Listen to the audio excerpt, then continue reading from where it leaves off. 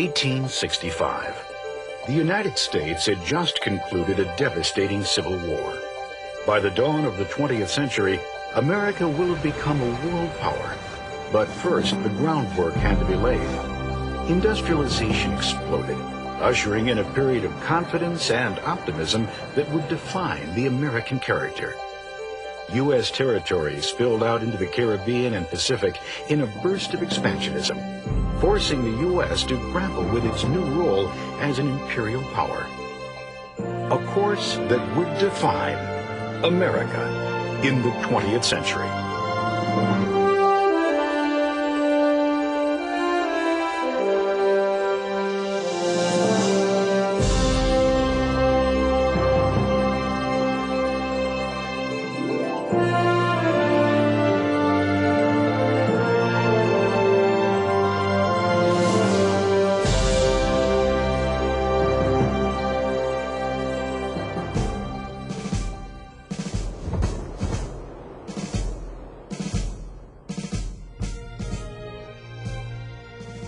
European nations had long established imperial colonies. The British in India, the French in Indochina, the Spanish in the Pacific and the Caribbean.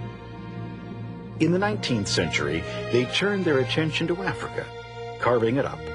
Eventually, only Liberia and Ethiopia were left as independent countries. Russia had even crossed the Bering Strait and established a foothold on the North American continent. It was in this competitive climate that the United States found itself. There were citizens who believed that if the U.S. did not join the land rush, it would lose out. What was the interest in expansion? There were three reasons. The most important was economic. During the Civil War, the U.S. had greatly increased its production of manufactured products, dictating a desire to find new markets abroad and a need for more raw materials. The second reason was military strength. Some believed that if the U.S. lacked powerful armed forces, it would not be able to defend its economic interests. The third reason was the belief in the racial superiority of Anglo-Saxons, white people of English descent, especially the British and their American cousins. In the late 1800s, many British and Americans believed it was the white race's God-given duty to civilize and Christianize the so-called inferior peoples of the world. British writer Rudyard Kipling's poem, The White Man's Burden, appeared in McClure's magazine, romanticizing this idea. Take up the white man's burden, send for the best ye breed. Go, bind your sons to exile, to serve your captives' need. To wait in heavy harness on fluttered folk and wild, your new-caught, sullen peoples, half devil and half child. The expansionist philosophy was far from universal. A group of educators, writers, and social activists who called themselves anti-imperialists opposed expansion. They believed that imperialism was a threat to the American value system, that a democracy should not keep other countries in servitude. Activist Jane Addams castigated Kipling. To protect the weak has always been the excuse of the ruler and tax gatherer, the chief, the king, the baron, and now at last of the white man. The anti-imperialists also highlighted practical issues, the huge cost of maintaining army and navy, and the fear that expansion would take jobs away from U.S. workers. The late 19th century saw three particularly key expansionist events that set an imperialist mood for the 20th century.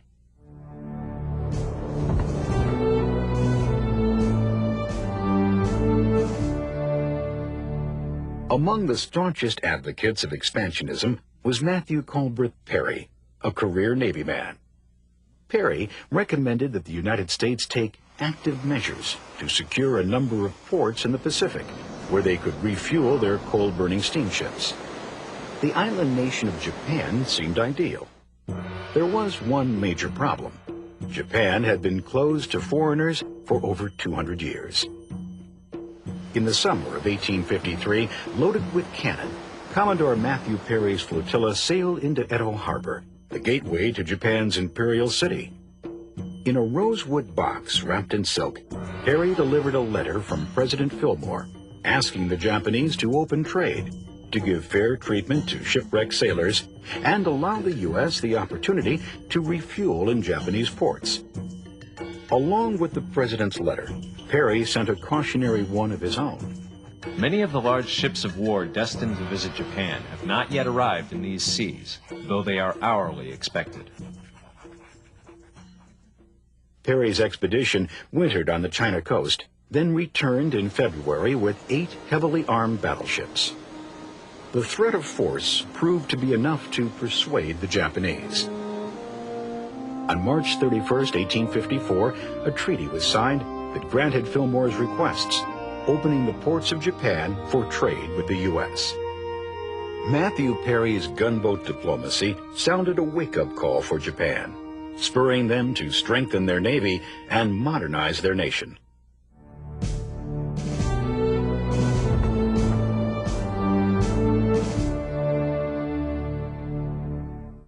Another method of attaining territory was to buy it.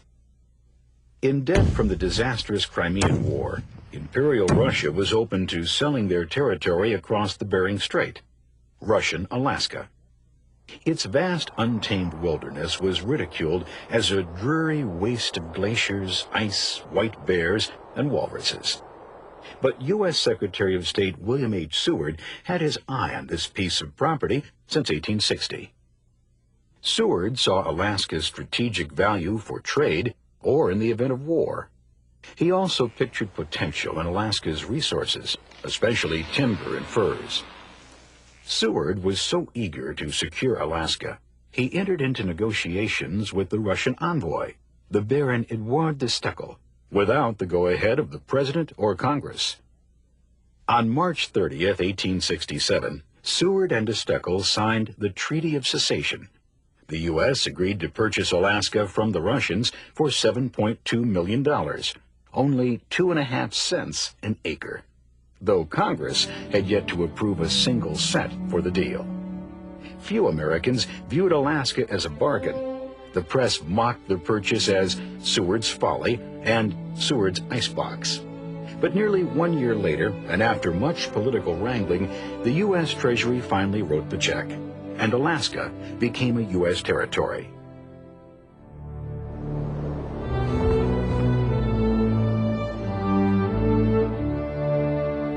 While the acquisition of Alaska was a cordial affair, other expansionist yearnings proved more troubling. Such was the case in Hawaii. In the early 1800s, missionaries from New England made the arduous journey to Hawaii to spread Christianity. They misinterpreted the Hawaiian culture, believing that living in a paradise had kept the Hawaiians from progressing. Instead of grasping all he can get, he divides with his neighbor and confidently expects his neighbor to divide with him. While the native Hawaiians were content to live in their traditional ways, a growing influx of Americans was busily building huge plantations, railways, docks, and hotels. They soon dominated the island's economy and made their influence felt in government. In January 1891, Hawaii's native king, Kalakaua, died, and his sister, Liliuokalani, ascended to the throne. Although she was educated in the U.S., she rallied against U.S. rule. Hawaii for Hawaiians. In 1893, American plantation owners plotted a revolt with the help of U.S. Ambassador John L. Stevens. When the U.S. battleship Boston arrived, Queen Liliuokalani saw that resistance was hopeless and sadly surrendered her throne. The Americans assembled their own government, with Sanford B. Dole as the president. U.S. Ambassador John L. Stevens reported to Washington. The Hawaiian pear is now fully ripe, and this is the golden hour for the United States to pluck it. President Grover Cleveland, however, opposed the annexation of a sovereign nation and tried in vain to restore Liliuokalani to the throne. After William McKinley became president, Hawaii was annexed in 1898.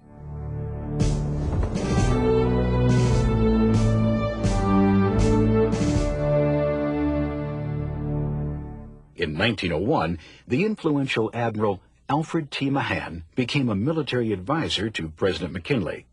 Mahan was best known for his book, The Influence of Sea Power Upon History, 1660 to 1783. In it, he illustrated how a nation's power is directly related to its naval might.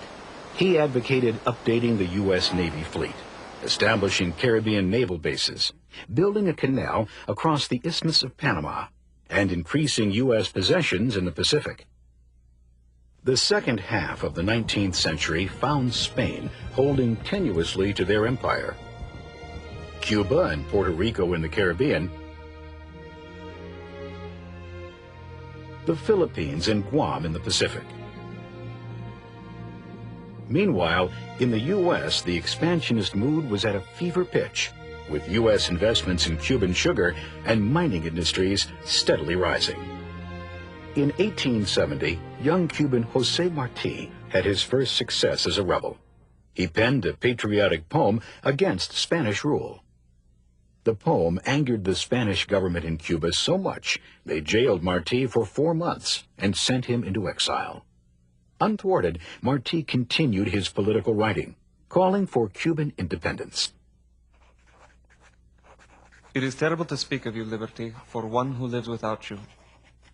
A wild beast does not bend its knee before its tamer with greater fury.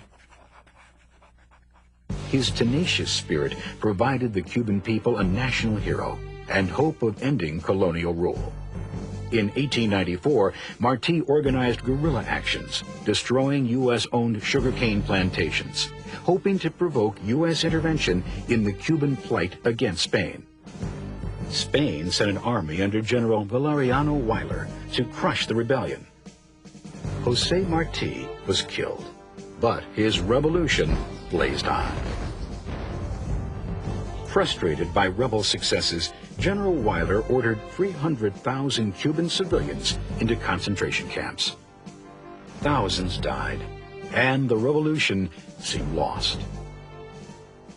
But aid for Cuba arrived from some unlikely allies. Rival newspaper publishers William Randolph Hearst and Joseph Pulitzer printed stories about the butcher Weyler. Not out of any democratic zeal, the stories simply bolstered newspaper sales. They tried to outdo each other by printing sensational pictures and stories that fed the hysteria against Spain. Embellished stories like this became known as yellow journalism. Painter Frederick Remington was among the many reporters sent to cover the war. In 1897, Remington arrived in Havana to find there were no battles, no cavalry charges, and no artillery barrages. With no story to cover, he wired Hearst. Everything is quiet. There is no trouble. There will be no war. I wish to return. Some say Hearst replied, "Please remain. You furnish the pictures, and I will furnish the war." And war did come. On January 25, 1898, the USS Maine steamed into Havana Harbor. Outwardly, its mission was to help quell the conflict between the Cubans and Spanish. On February 15, 1898, Captain Charles Sixby was in his cabin after dinner. His crew was below decks. Suddenly, an explosion ripped through the underbelly of the Maine, killing 266 men. The American headline screamed, "It was a Spanish mine." "Remember the Maine" became a rallying cry as the American public was whipped into a frenzy. While the U.S. Congress prepared a declaration of war against Spain, forces were deployed to the Caribbean and the Pacific. Anti-expansionists protested loudly. They believed the U.S. was in danger of becoming an imperialist nation. U.S. Navy warships moved in to blockade the harbor of Havana, Cuba's capital. And President McKinley issued a call for 125,000 volunteers. Infuriated, Spain declared war on the U.S. 2 days later, on April 25th, the U.S. reciprocated. On the other side of the world, in the Pacific, Commodore George Dewey received orders to seek the Spanish fleet and capture or destroy it. The Philippines had been oppressed by the Spanish crown for more than 400 years, provoking many revolutions. When the U.S. declared war on Spain, Filipino rebel Emilio Aguinaldo saw a way for the Philippines to achieve independence.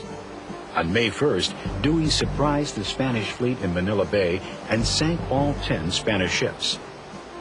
During the next 3 months, some 11,000 U.S. troops joined with the Filipino rebels to defeat the Spanish. Aguinaldo declared Philippine independence on June 12th. With the Philippines seemingly under control, U.S. troops moved on to capture Guam. Meanwhile, back in the Caribbean, the 9th Cavalry, a unit of African-American soldiers, arrived in Cuba. They found the Army quartermasters totally unprepared for the thousands of troops pouring in. Equipment was disorganized. They were issued woolen uniforms in the tropical heat. Both black and white soldiers were forced to live in unsanitary conditions with poor rations. Diseases such as yellow fever broke out, and thousands were hospitalized. Of the 5,400 deaths in the Cuban campaign, only 379 were the result of combat. Teddy Roosevelt quit his desk job as Secretary of the Navy and became second in command of a volunteer regiment called the Rough Riders. They were a motley crew of some 1,200 men, including socially prominent, cowboys, musicians, and clerks. In a critical battle, Teddy Roosevelt led the Rough Riders on a charge up Kettle Hill. They came under heavy fire, but were aided by the 2 regiments of African-American soldiers. They sacked Kettle Hill, but at great cost. What a sight was presented as I recrossed the flat in front of San Juan. The dead and wounded soldier. It was indescribable. In short order, the U.S. captured San Juan Hill and seized the Spanish fort while destroying Cuban ships in the Straits of Havana. With the situation in hand in Cuba and the Pacific, the U.S. now turned 18,000 troops and a naval escort on another Spanish colony in the Caribbean, Puerto Rico. They landed at Guanica Bay, but before they could reach the capital city, Spain agreed to sign a peace treaty with the United States, putting an end to all military hostilities. The war was over in just 4 months. The truce with Spain was signed on August 12, 1898. It was a splendid little war, commented soon-to-be Secretary of State John Hay. It may have been a splendid little war, but it left a distasteful legacy. On December 10, 1898, the Treaty of Paris was signed, giving the United States the right to occupy Cuba with full control over Puerto Rico, Guam, and the Philippines. In the Philippines, Emilio Aguinaldo and his supporters were angered as one colonial power was replaced with another. On February 4, 1899, he declared war on the U.S. forces in the islands. It was a brutal war of massacre and torture, with U.S. forces taking on an ugly role, forcing Filipino civilians to live in areas where disease, hunger, and poor sanitation killed thousands, much as the Spanish under Butcher Weyler did in Cuba. In the end, more than 20,000 Filipino rebels and some 4,000 Americans were dead. At home, anti-imperialists complained that the war's purpose was to free Spain's colonies, but the result was the U.S. becoming an imperial power. The famed American writer Mark Twain sarcastically noted, "There must be 2 Americas, one that sets the captive free and one that takes the once captive's new freedom away." Ultimately, the U.S. Supreme Court decided how new territories would be handled. Puerto Rico became an incorporated territory, allowing Puerto Ricans to become U.S. citizens and the right to vote on statehood. On the other hand, the Philippines remained unincorporated. In 1902, Filipinos held elections for their House of Representatives, a first step on their long journey toward independence. While the Filipinos were struggling to gain independence in the Pacific, a similar battle was being waged in the Caribbean. In 1900, the Cubans wrote a constitution. Fearful that another country would dominate Cuban affairs, the U.S. Congress insisted that Cubans add provisions known as the Platt Amendment, which limited Cuba's rights to make treaties and permitted the U.S. to send troops into Cuba to keep order. Cuba became a protectorate of the United States.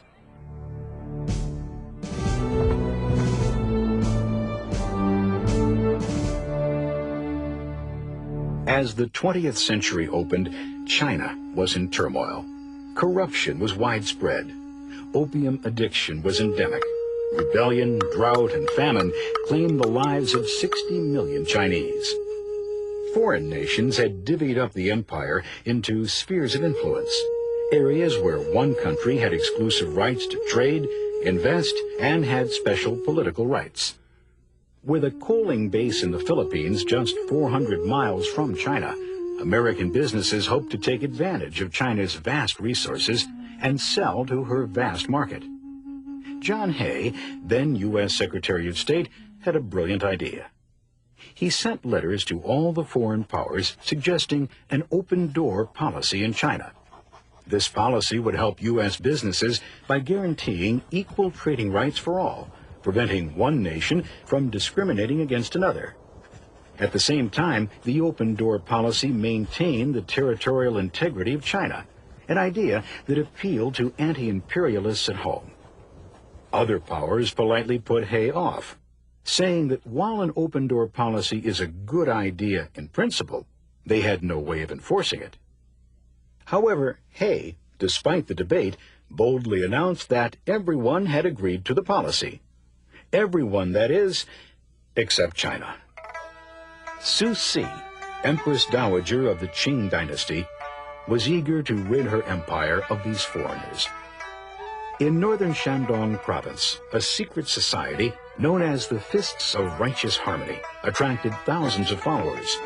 They, too, wanted to rid China of foreign influences, but they also sought to throw off the yoke of the corrupt Chinese government. Foreigners called members of this society boxers because they practiced martial arts. Boxers believed that through meditation and discipline, they could cloak themselves in a mystical shield, so foreign bullets could not harm them.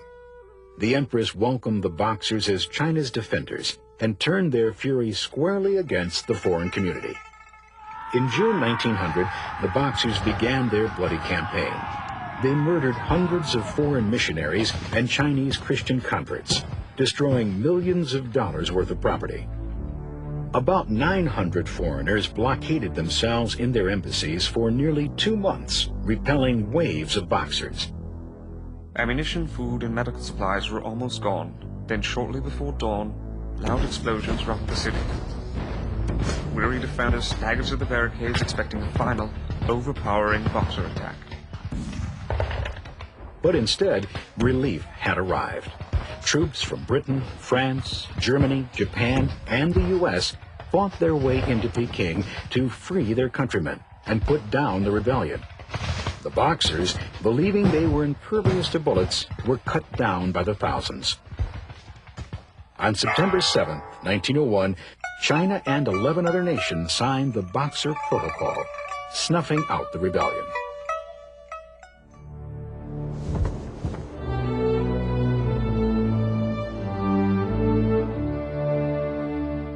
Foreign policy at the turn of the century was characterized by 3 vastly different philosophies: Theodore Roosevelt's big stick diplomacy, William Taft's dollar diplomacy, and Woodrow Wilson's moral diplomacy. Theodore Roosevelt abided by the African proverb, "Speak softly and carry a big stick." He applied this big stick theory to American foreign policy, believing the U.S. should take a strong role in Asia. In 1905, Roosevelt intervened to end the war between Russia and Japan over Korea and Manchuria. When Japan was angered by racist sentiment in the U.S., Roosevelt arranged a gentleman's agreement. He would see that Asian discrimination ended, but in turn, Japan would have to limit Japanese immigration to the U.S. In a show of growing U.S. naval might, Roosevelt launched 16 warships on a world tour. Painted brilliant white, the flotilla was known as the Great White Fleet. The tour was a triumph. The U.S. was regarded as the most potent naval power after the British. In the interest of connecting the Atlantic and Pacific Oceans, Roosevelt turned his attention to a narrow strip of land in Colombia, the Isthmus of Panama. In 1903, Roosevelt's Secretary of State John Hay failed in an attempt to negotiate a treaty with Colombia for the land. But U.S. interests were not to be denied. Roosevelt backed a Panamanian revolt and negotiated for the Panama Canal Zone. Work began. Massive locks were designed to raise ships through the mountains and then lower them on the other side. 1.53 million cubic meters of concrete were poured, 70,000 workers recruited, and $400 million was spent. A marvelous engineering achievement, the canal was finally completed in 1914, just in time for World War I. In 1904, Roosevelt wielded his big stick again, adding a corollary to the Monroe Doctrine. Initiated in 1823, the Monroe Doctrine established a policy to limit European expansion into the Western Hemisphere. Roosevelt's corollary went further. It stated that the U.S. had the right to intervene militarily to keep European powers out of the Western Hemisphere. The Roosevelt corollary was exercised the very next year in 1905 in order to relieve the Dominican Republic's debt to threatening foreign creditors. In 1909, when William Howard Taft succeeded Roosevelt as president, he established a foreign policy encouraging U.S. investment in Latin America and China as a way of discouraging European investment. In contrast to Roosevelt's big stick policy, this new policy became known as dollar diplomacy. As a result, U.S.-owned businesses came to dominate the economies of many small nations in Central America, the Caribbean, and parts of South America. Latin Americans reacted with anger and resentment, but they were powerless in the face of the U.S. military. In 1913, Woodrow Wilson succeeded Taft as president. Wilson offered yet another approach to foreign policy. He rejected big stick and dollar diplomacy in favor of a moral diplomacy, applying a moral standard and not recognizing any government that is undemocratic or hostile to U.S. interests. To protect U.S. business interests, Wilson rallied troops to stabilize Haiti, the Dominican Republic, and Cuba, effectively turning them into U.S. protectorates.